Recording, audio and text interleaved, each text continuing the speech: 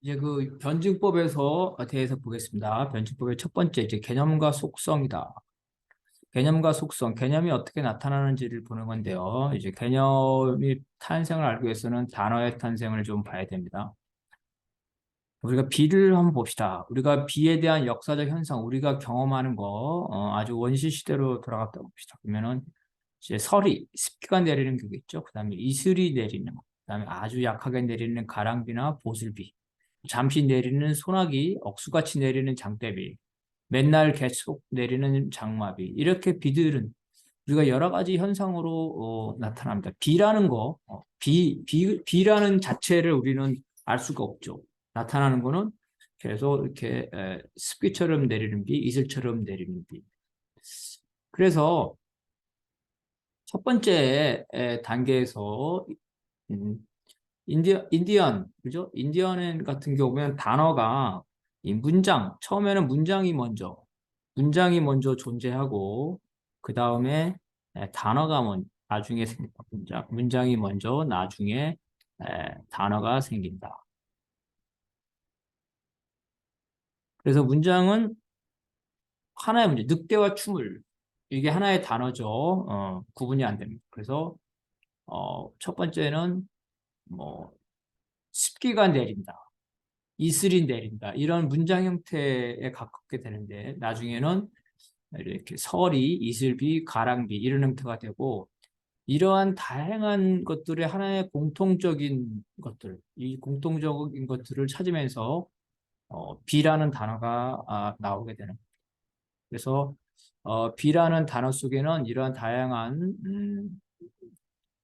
보슬비 종류가 있는데 처음부터 비라는 개념이 나오고 그 다음에 이러한 가랑비, 보슬비 나온 게 아니라 처음에는 이러한 구체적인 것들이 나오고 나중에 이거를 다 묶어서 추상적이고 공통적인 비라는 단어가 생긴 겁니다. 그래서 우리의 단어는 이렇게 나타났다.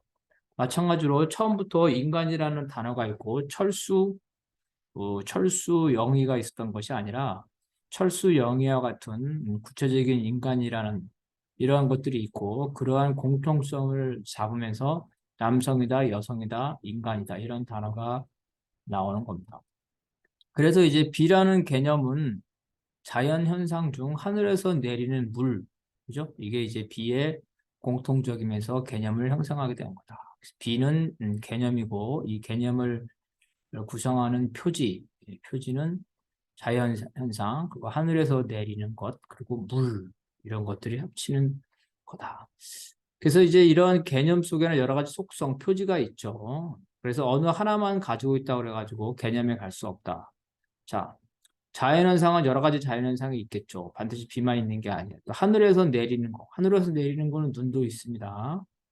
그래서 다 하늘에서 내린다고 비가 아니다. 또한 물에는 강물도 있기 때문에 물이라고 해서 다 비가 아니다. 즉, 비는 이러한 표지, 성질, 속성들이 합쳐진 종합이라는 거죠. 그래서 어느 한 가지만 있다 하더라도 그걸 바로 개념이 되는 게 아니다.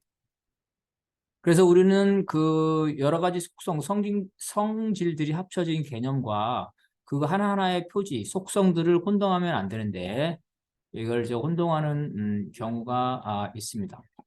자, 이제 자본주의라는 개념은 여러 가지 표지를 가지고 있죠.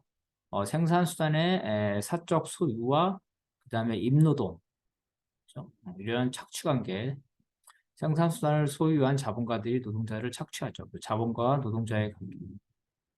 그 자본가와 자본가끼리는 경쟁하고 노동자도 일자리를 찾기 위해서 경쟁한다. 이런 자유 경쟁과 그 다음에 계획 경제가 아니라 시장에서의 물건을 사고 파는 거죠. 가격이 들쑥날쑥하다. 정치적으로는 이러한 자본가들을 대변하는 자본가 정당들, 그죠? 자본가들이 경쟁을 하면서 권력을 장악하려고 했습니다. 미국의 민주당, 뭐 공화당, 한국에도 마찬가지죠. 이러한 자본가를 대변하는 권력들이 경쟁하고 있다. 이러한 것들이 이제 자본주의 체제, 정치, 경제적 여러 가지 속성들을, 표지들을 합쳐져 가지고 이것이 자본주의 이렇게 볼 수 있겠습니다. 사회주의는 이제 그와 반대죠. 생산수단의 사적 소유를 폐지하기 위해서 자본가가 소멸되고 그리고 이제 자유경쟁이 아니라 시장이 아니라 계획경제에 의해서 됩니다. 그래서 그리고 사회주의 사회에서는 자본가와 노동자의 구분이 없어지면서 즉 자본가가 소멸되기 때문에 사회주의 사회의 권력, 예를 들어 공산당은 뭐 자본가를 대변하는 것도 아니고 노동자를 대변하는 것도 아니고 그 나라의 인민들을 대변하는 단일한 권력이죠. 단일 정당, 그죠? 보통 일당 독재라고 하는데 단일한 권력을 가지고 있다. 이런 속성들을 가지고 있다는 겁니다. 중국이 이제 사회주의냐 자본주의냐를 볼 때 중국 같은 사회는 이제 사회주의적 속성도 가지고 있죠. 정치적으로는 공산당 단일 권력을 가지고 있습니다. 또 한편으로는 자본주의적 속성은 또 많이 가지고 있어요. 생산수단이 사적인 부분이 많고 자유경쟁 시장이 있습니다. 그렇지만 여전히 계획경제적인 측면도 있어요. 그래서 기존의 사회주의나 자본주의 개념에 따르면 중국은 자본주의와 사회주의 사이에 있다. 그래서 중국을 사회주의라 할 것이냐 자본주의라고 규정할 것이냐. 이것은 자본주의의 개념, 자본주의의 어떤 표지를 집어넣냐, 즉 자본주의와 사회주의의 개념을 어떻게 보느냐에 따라서 중국을 사회주의 혹은 자본주의로 규정할 수 있다. 경제, 자유경제적인 측면이죠. 자유경쟁적인 측면을 강화해서 그거를 중점으로 보면 중국을 자본주의라고 볼 수 있지만 중국의 공산당이 자본가들을 재산을 압수하죠. 몰수합니다. 몰수하고 권력.